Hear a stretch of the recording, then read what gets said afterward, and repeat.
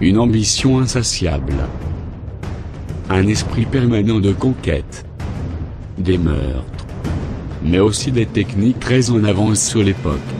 Tels sont les piliers sur lesquels repose l'Empire romain. Vous allez découvrir que les Romains ce sont avant tout des projets d'architecture colossaux. Des théâtres, des palais, des marchés, des temples, des aqueducs, tels que les projets édifiés à Douga. Des édifices qui se placent parmi les plus élégants, ou les plus achevés du bassin méditerranéen.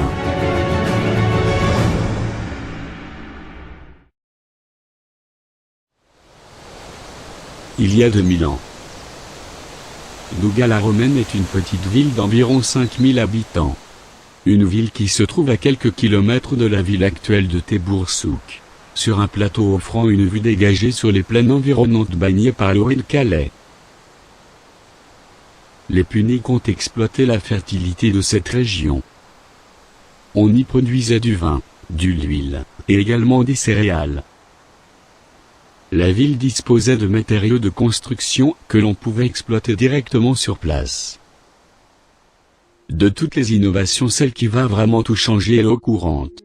Les aqueducs vont jouer un rôle essentiel. Grâce à eux, c'est tout simplement une nouvelle façon de vivre qui apparaît. Toute cette eau permet aux personnes de vivre en étant propres. Ils ont soudain accès à un confort jusqu'au-là inconnu. C'est un autre ouvrage qui va modifier en profondeur la vie quotidienne des habitants de Douga. En théorie, les aqueducs ne sont pas compliqués. En fait, l'eau se dirige toujours vers le point le plus bas. Du coup, elle va s'écouler le long d'une pente. Donc, c'est un concept assez simple que n'importe qui peut comprendre. Mais construire un aqueduc, ça c'est une autre affaire.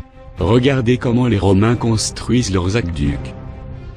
Plus on se rapproche de la ville, plus la pente est abrupte. La pente s'accentue de quelques centimètres tous les 30 mètres. Pour que le cheminement de l'eau soit parfait, même au travers les montagnes les plus hautes, les ingénieurs romains creusent des tunnels à l'inclinaison méticuleusement calculée. Quand ce mur mesure plus de 2 mètres, les Romains utilisent alors une technologie qui leur vient des anciens. L'arc, une façon intelligente d'économiser les matériaux. Regardez comment les arcs romains sont construits. Une structure démontable en bois permet de soutenir chaque pierre, jusqu'à ce que la clé de voûte soit en place au centre. Cette clé de voûte répartit le poids de manière homogène de chaque côté de l'arc. Les ouvriers peuvent ensuite empiler les pierres sur l'ouvrage.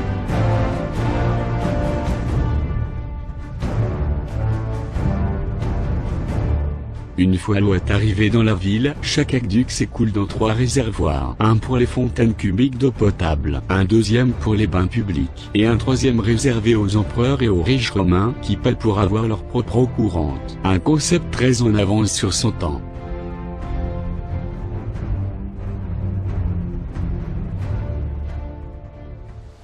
À côté de ces citernes, un élégant édifice se présente pour marquer l'entrée de la ville de Douga. Un arc construit par Sévère Alexandre, un empereur romain qui régnait de 222 à 235. Il est le dernier de la dynastie des Sévères, né en 208 à Arca, en Phénicie, et nommé Alexianus. Il est élevé par sa grand-mère Julia Maesa, belle-sœur de Septime Sévère, et par sa mère Julia Mamea, et reçoit une éducation soignée.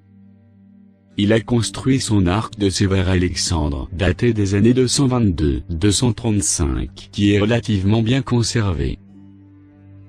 Un arc de plus de 11 mètres de hauteur, et de 10,6 mètres de largeur, avec une profondeur égale à 4 mètres. Son arcade mesure 4 mètres de diamètre, qui repose sur une base carrée de 2,25 mètres de hauteur.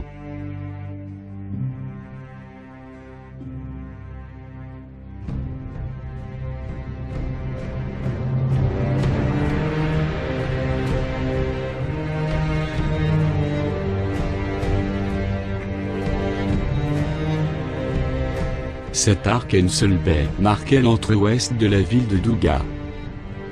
Les façades étaient décorées de colonnes en saillie d'une hauteur de 5,25 mètres, avec des niches à fond plat, en marbre blanc.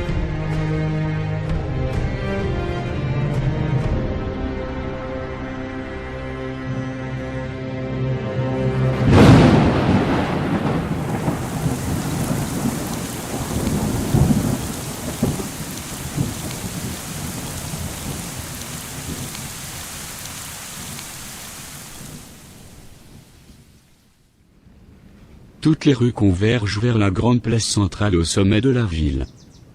Le Forum, avec ses 924 mètres carrés, est à la fois petit. Il a été construit entre 164 et 165. Regardez comment les Romains construisent le Forum, une cour de 31 mètres sur 21 mètres de largeur, entourée de 35 colonnes en marbre blanc, qui délimitent une galerie de 4,8 mètres de largeur.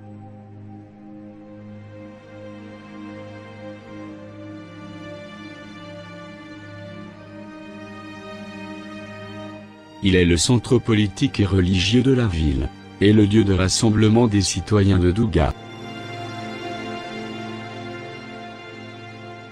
Il est dominé par le Capitole, symbole de l'idéologie romaine. Le Capitole, un temple romain du IIe siècle principalement dédié à la triade protectrice de Rome. Jupiter Optimus Maximus, Junon Regina, et Minerva Augusta. Il est dédié de manière secondaire à la sauvegarde des empereurs Lucius Verus et Marc Aurèle. Le Capitole, intégré sur l'aire entouré de portiques, écrase en quelque sorte les autres éléments de par sa présence imposante et au premier chef tout autre élément pouvant être utilisé par les institutions locales. Les colonnes corinthiennes de la façade s'élèvent à 8 mètres de haut au-dessus desquelles se trouve le fronton. Il conserve une représentation de l'apothéose de l'empereur Antonin, le pied enlevé par un aigle. Un escalier de 11 marches mène au portique de façade. Au sommet de cet escalier monumental, les prêtres se retrouvaient à l'intérieur dans un sanctuaire appelé la cella. À côté du Capitole, un autre édifice religieux a été édifié. Un monument de belle facture. Le temple de Mercure a été construit entre 164 et 166 et se trouve donc contemporain du Capitole. Il est dédié également à Tellus et fait face au marché de la cité dont il est séparé par la place de la Rose des Vents. La présence de cette place ne parvient pas à donner de l'espace à cette place publique, et ne sert en quelque sorte que comme esplanade au temple de Mercure l'abordant au nord. Il possède 3 cellas. Il ne comporte pas de cour. Et le sanctuaire est établi sur un faible podium, un escalier de 4 marches en permettant l'accès. Les Romains ont bâti aussi de nouvelles maisons et des espaces publics, comme ce marché bordé de boutiques bâti face au temple de Mercure. Le marché daté du milieu du 1er siècle est constitué d'une place de 35,5 mètres sur 28 mètres. Entouré de portiques et de boutiques sur 2 de ses côtés. Afin de pallier les différences de relief, les bâtisseurs ont procédé à d'importants travaux de terrassement. La datation des vestiges en fait l'un des apports romains les plus anciens, et son orientation par rapport au Forum laisse supposer l'absence de plan de construction préalable. Le théâtre, construit en 168 ou 169 par Marcius Quadratus, peut accueillir 3500 spectateurs, alors que Douga ne compte que 5000 habitants.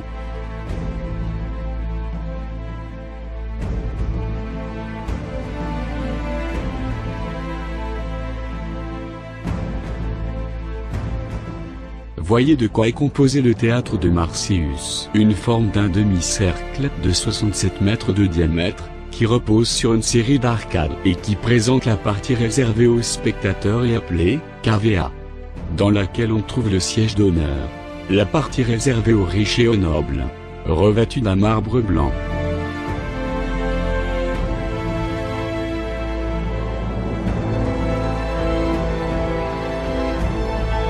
La scène, rectangulaire, de grande dimension, 33 mètres sur 7 mètres.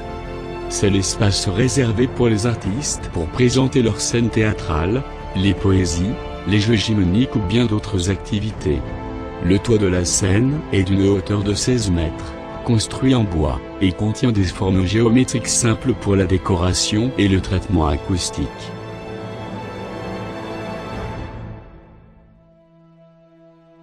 La scène est entourée de colonnes en marbre de 5 à 6 mètres de hauteur pour la décoration, et sur lesquelles on trouve une belle architrave et 5 frontons triangulaires.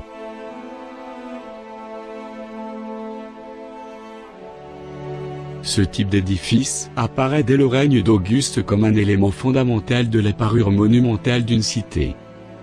Il appartient à une série de bâtisses impériales, dont la construction s'étale sur 2 siècles, et qui ne présente que peu de différence par rapport à un modèle théorique, si ce n'est l'adaptation au terrain des aménagements mineurs ou l'ornementation pour lesquels les architectes locaux ont pu avoir quelques libertés.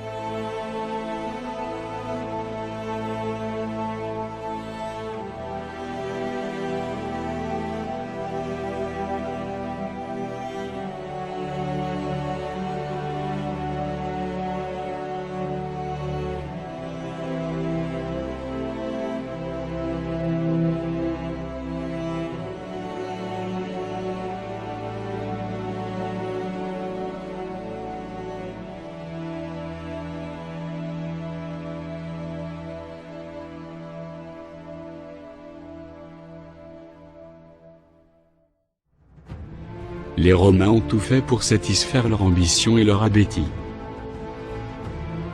On peut les admirer, et à la fois les détester pour ce qu'ils ont fait. Ils étaient souvent violents, vindicatifs, avares et égocentriques. Mais les imposants monuments qu'ils nous ont légués sont la preuve non seulement de la puissance de leur civilisation, mais aussi du potentiel sans limite de l'homme.